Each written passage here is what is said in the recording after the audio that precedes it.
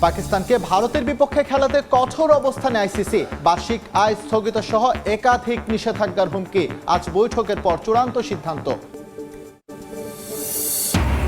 বিশ্বকাপ বাছাই চ্যাম্পিয়নের আত্মবিশ্বাস নিয়ে মূল পর্বে ভালো করার প্রত্যাশা নারী ক্রিকেট দলের। বড় দলের বিপক্ষে আন্তর্জাতিক সিরিজ খেলার দাবি। ক্ষমতায় গেলে বড় বিনিয়োগের আশ্বাস আমির খসরুর। খেলাধুলাকে রাজনীতি মুক্ত রাখার অঙ্গীকার। সব খেলার জন্য চট্টগ্রামে আলাদা মাঠের দাবি তামিমের। এবং ক্রীড়াঙ্গনে নতুন দিগন্তের উন্মোচন। ত্রিশালে দেশের প্রথম অলিম্পিক ভিলেজের ভিত্তিপ্রস্তর স্থাপন। বিওএর অগ্রাধিকার পাবে আন্তর্জাতিক ক্রীড়া ইভেন্ট।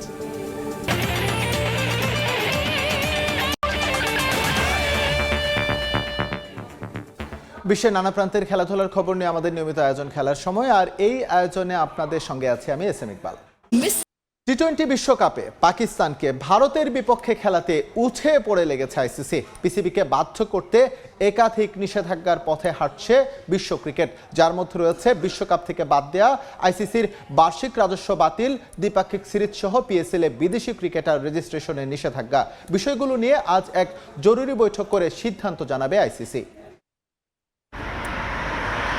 পিসিবির এক চালে কিস্তিমাতের শঙ্কায় আইসিসি। নড়বড়ে হয়ে গেছে ভারতের মোড়লগিরির ভিত। নিজেদের অস্তিত্ব টিকিয়ে রাখতে একত্রা হয়েছে বিসিসিআই, আইসিসি। পাকিস্তানকে বাধ্য করতে চলছে রীতিমতো ভয়ভীতি প্রদর্শন। আইসিসির চাওয়া, যে করেই হোক বিশ্বকাপে পাকিস্তানকে খেলাতে হবে ভারতের বিপক্ষে। পিসিবি তাদের সিদ্ধান্ত থেকে সরে না আসলে বিশ্বকাপ থেকেই পাকিস্তানকে বাদ দেওয়ার পথে হাঁটতে পারে আইসিসি। আটকে রাখা হবে $34.5 মিলিয়ন বার্ষিক রেভিনিউ। এছাড়াও দ্বিপাক্ষিক সিরিজে নিষেধাজ্ঞা সহ পিএসএল-এ বিদেশি ক্রিকেটার রেজিস্ট্রেশনে দেয়া হতে পারে বাধ্যবাধকতা। বিষয়গুলো নিয়ে আজ এক জরুরি বৈঠকে বসবে বিশ্ব ক্রিকেটের নিয়ন্ত্রক সংস্থা। সেখান থেকেই আসবে চূড়ান্ত সিদ্ধান্ত। পিসিবি এখনও আনুষ্ঠানিকভাবে আইসিসিকে বিষয়টি জানায়নি। তবে যেহেতু এ নিয়ে একটি অফিসিয়াল ঘোষণা দেওয়া হয়েছে, তাই আইসিসি থেকে কড়া পদক্ষেপ নেওয়া হতে পারে। আজ একটি ভার্চুয়াল বৈঠকে বসবে আইসিসি কর্তারা। সেখানে পাকিস্তানকে টুর্নামেন্টে খেলতে দেয়া হবে কিনা সে বিষয়ে সিদ্ধান্ত নেওয়া হবে। যদি পাকিস্তানকে খেলতে অনুমতি দেওয়া হয়, সেক্ষেত্রে পিসিবির ওপর কঠোর শাস্তি আরোপ করা হতে পারে। আইসিসির আয় থেকে বিসিসিআইয়ের অ্যাকাউন্ট যে ফুলে ফেপে ওঠে, তার বড় একটা অংশ আসে পাকিস্তানের মাধ্যমে। ভারত পাকিস্তান ম্যাচের বিজ্ঞাপনী রেট প্রতি 10 সেকেন্ডে 25 লাখ থেকে 40 লাখ রুপি। সালমান আলী আঘারা যদি টি-20 বিশ্বকাপে ভারতের বিপক্ষে ম্যাচ না খেলেন, তাহলে শুধুমাত্র বিজ্ঞাপন থেকেই বিশ্ব ক্রিকেট লস করবে 200 কোটি রুপি। এছাড়াও টিকেটিং ও স্পন্সরশিপ মিলে এই ক্ষতির পরিমাণ পাহাড় সমান।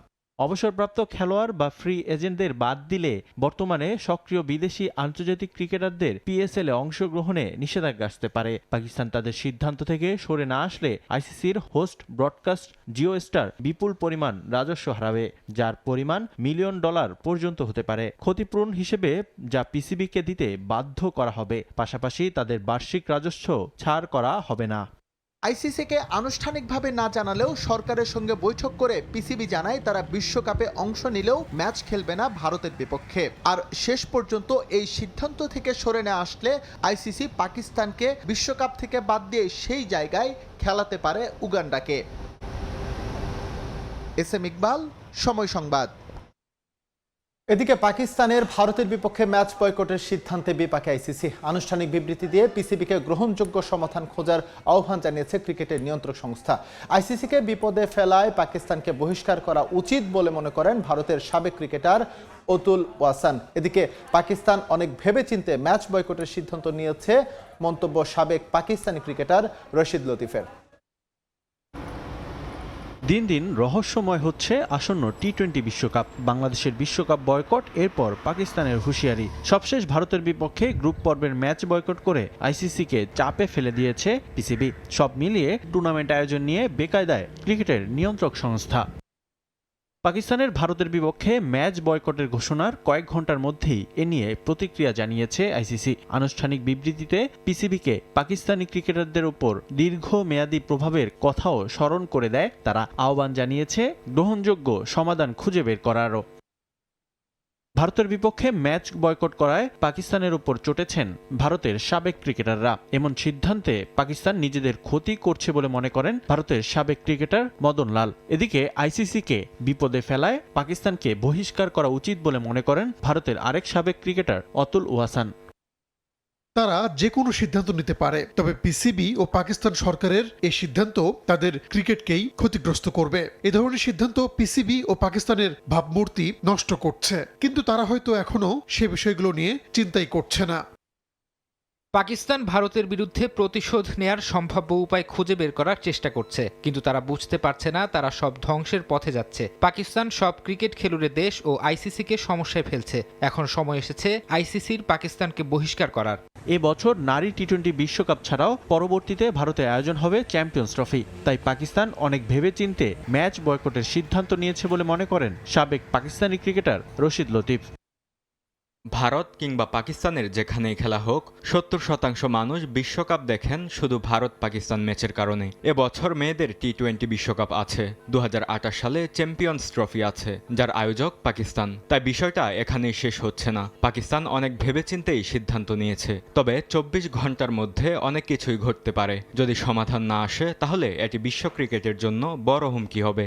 শেষ পর্যন্ত পাকিস্তান ম্যাচ বয়কট করলে বড় অঙ্কের আর্থিক ক্ষতির মুখে পড়বে আইসিসি। রিফাতুল ইসলাম মিরন, সময় সংবাদ।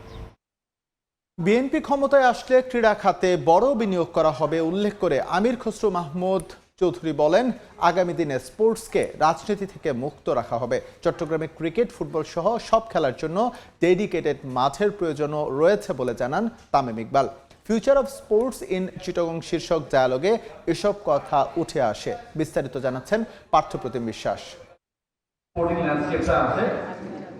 চট্টগ্রামের ক্রীড়াঙ্গনের সমস্যা ও সম্ভাবনা নিয়ে রোববার বিকেলে চট্টগ্রাম বন্দরের শহীদ ফজলুর রহমান মিলনায়তনে আয়োজন করা হয় future of sports in Chittagong শীর্ষক ডায়ালগ। এতে উপস্থিত ছিলেন বিভিন্ন ক্রীড়ার সঙ্গে যুক্ত নবীন প্রবীণ ক্রীড়াবিদ ও ক্রীড়া ব্যক্তিত্বরা। অনুষ্ঠানে প্রধান অতিথি ছিলেন বিএনপির স্থায়ী কমিটির সদস্য আমির খসরু মাহমুদ চৌধুরী। সঞ্চালনা সহ অনুষ্ঠানে বক্তব্য রাখেন ক্রিকেট দলের সাবেক অধিনায়ক তামিম ইকবাল। এছাড়া অতিথি হিসেবে উপস্থিত ছিলেন বাংলাদেশ ক্রিকেট বোর্ডের কাউন্সিলর ইশরাফিল খসরু। অনুষ্ঠানে দীর্ঘদিন ধরে চট্টগ্রামে লিগ না হওয়া, মাঠ স্বল্পতা, জেলা স্টেডিয়াম সহ নানা বিষয় উঠে আসে। আমির খসরু বলেন, খেলাধুলাকে রাজনীতি মুক্ত রাখতে হবে। আগামী দিনে এই চেষ্টা করা হবে বলে জানিয়েছেন তিনি। সেই সঙ্গে সিজেকেএস এর ভূমিকা নিয়ে নতুন করে পরিকল্পনার পাশাপাশি পেশাদার জনবল দিয়ে চালাতে হবে এই সংগঠন। প্রবলেম হচ্ছে আমরা যারা ক্ষমতাবান থাকি, আমরা অর্থনীতিও নিয়ন্ত্রণ করি, রাজনীতিও নিয়ন্ত্রণ করি, আবার স্পোর্টসও নিয়ন্ত্রণ করি। এটা হচ্ছে দুঃখজনক ব্যাপার। স্পোর্টসকে আপনি রাজনীতি থেকে মুক্ত রাখতে হবে। গেল কবছর চট্টগ্রামে খেলাধুলা ছাড়া সবকিছুই হয়েছে উল্লেখ করেন তামিম ইকবাল। জেলা স্টেডিয়াম ফুটবলের জন্য বরাদ্দ দেয়ায় ক্রিকেট ও অন্য খেলার জন্য মাঠের ব্যবস্থা করে দেওয়ার দাবি করেন তিনি। এই জিনিসটা ওনাদের মাথায় থাকা উচিত যে ঠিক আছে, আপনি ফুটবলকে ডেডিকেটেড দিয়ে দিচ্ছেন, যেটা আমিও মনে করি তাদের দরকার, বাট অল্টারনেটিভ হিসাবে আপনি ক্রিকেট বা অন্য স্পোর্টসকেও তো একটা ডেডিকেটেড স্টেডিয়াম করে দিতে হবে। অনুষ্ঠানে তরুণ নবীন ক্রীড়াবিদ, বিভিন্ন সংগঠন ও একাডেমির সঙ্গে যুক্ত ব্যক্তিরা অংশগ্রহণ করেন। পার্থপ্রতিম বিশ্বাস, সময় সংবাদ, চট্টগ্রাম। বাংলাদেশ ফুটবল লিগের মধ্যবর্তী দলবদলে 5 পাকিস্তানি ফুটবলার দলে ভিড়িয়েছে ব্রাদার্স ইউনিয়ন। 4 নেপালি ফুটবলার ক্লাব ছাড়াই সার্ক কোটায় খেলবেন তারা। এছাড়া সুইডেন প্রবাসী আশিক অনিক ও ইংল্যান্ড প্রবাসী ক্যাসপার হকের সঙ্গেও চুক্তি করেছে গোপীবাগের ক্লাবটি। এদিকে ক্লাবের ছাড়পত্র না পাওয়ায় নাইজেরিয়ান ফুটবলার নাজিব ক্রিস্টিয়ানকে দলে ফেরাতে পারেনি ফর্টিজ এফসি। শেষ হলো বাংলাদেশ ফুটবল লিগের মধ্যবর্তী দলবদল। যদিও এই ট্রান্সফার উইন্ডো কাজে লাগাতে পারেনি দেশের ঘরোয়া লিগের শীর্ষস্থানীয় বেশ কয়েকটি ক্লাব। ফিফার নিষেধাজ্ঞা থাকার কারণে নতুন করে কোনো ফুটবলার দলে ফেরাতে পারেনি বসুন্ধরা কিংস, আবাহনী ও মোহামেডান স্পোর্টিং ক্লাব। তবে বসে থাকেনি বাংলাদেশ ফুটবল লিগের বাকি ক্লাবগুলো। সবচেয়ে বেশি রদবদল এসেছে গোপীবাগের ক্লাব ব্রাদার্স ইউনিয়নের। নেপালের ঘরোয়া লীগ শুরু হওয়ায় সার্কোটায় খেলা ক্লাবটির নেপালি ফুটবলারদের ছাড়তে হয়েছে। তাদের পরিবর্তে পাকিয়েছে দলটি, যারা খেলবেন সার্কোটায়। এছাড়া গিনির 3 ফুটবলারকেও দলে টেনেছে ব্রাদার্স। এদিকে ক্লাবটিতে ট্রায়াল দিতে আসা 2 যমজ ভাই আশিক ও অনিকের সঙ্গেও চুক্তি করেছে তারা। ক্যাসপার হকও খেলবেন জামাল ভুঁইয়াদের সঙ্গে। এখন শুধু ইন্টারন্যাশনাল ট্রান্সফার সার্টিফিকেটের অপেক্ষা করছে ক্লাবটি। 5 জনকে পেলাম 5 পজিশনে, তখন আমরা ওইখান থেকে প্লেয়ার গুলাকে নিলাম। ব্রাজিলের আর প্লেয়ার ছিল মার্কোস আর আইভরি কোস্টের ডিডিআর, ওদেরকে আমরা বাদ দিয়ে দিয়েছি। ওদের জায়গায় আমরা 3 জন গিনিয়ান নিয়েছি। I've finally joined Brothers Union and I'm very excited for the rest of the season. That all depends on international clearance from the FA, but there should be no issues with it. মধ্যবর্তী দলবদলে শক্তি বাড়ানোর চেষ্টা করেছে Bangladesh football লিগের টেবিলের 2-এ থাকা ফর্টিসেপসি। নাইজেরিয়ার নাজিক ক্রিস্টিয়ানকে দলে ফেরানোর কথা থাকলেও শেষ পর্যন্ত আইটিসি না পাওয়ায় ভুটানিজ ফুটবলার দাওয়া শেরিংকে নিয়ে সন্তুষ্ট থাকতে হয়েছে তাদের। ফাহিম ইসলাম, সময় সংবাদ, ঢাকা। আবারও স্বাগত খেলার সময়। ইংলিশ প্রিমিয়ার লিগের খবর, বেঞ্জামিন শেসকোর শেষ মুহূর্তের গোলে ফুলহ্যামের বিপক্ষে নাটকীয় জয় পেল ম্যানচেস্টার ইউনাইটেড।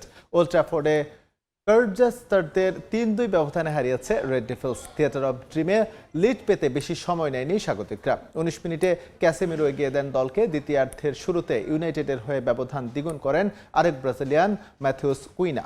সহজ জয়ের পথেই ছিল ম্যানচেস্টার জায়ান্টরা, তবে দৃশ্যপট বদলে যায় শেষ দিকে। 85 মিনিটে পেনাল্টি থেকে গোল করে ব্যবধান কমান রাউল জিমিনেজ। ম্যাচের যোগ করার সময়ে আরও 1 গোল করে সমতায় আনেন ফুলহ্যামের কেভিন। তবে ম্যাচের শেষের কয়েক সেকেন্ড আগে বেঞ্জামিন শেসকোর গোল পূর্ণ 3 পয়েন্ট নিশ্চিত করে ম্যানচেস্টার ইউনাইটেড। আবারও স্বাগত খেলার সময়। শেষ মুহূর্তের নাটকীয়তায় পয়েন্ট বাঁচালো রিয়াল মাদ্রিদ। লা লিগায় রায় ভায়াকানোকে 2-1 গোলে হারালো লস ব্ল্যাঙ্কোস। এই জয়ে বার্সেলোনার সঙ্গে পয়েন্ট ব্যবধান কমে দাঁড়ালো 1। সান্তিয়াগো বার্নাবিউতে রায় ভায়াকানোর বিপক্ষে এগিয়ে যেতে সময় নেয়নি আরবেলোয়ার শিষ্যরা। ব্রাহিম দিয়াজের অ্যাসিস্ট থেকে দলকে লিড এনে দেন ভিনিসিয়াস।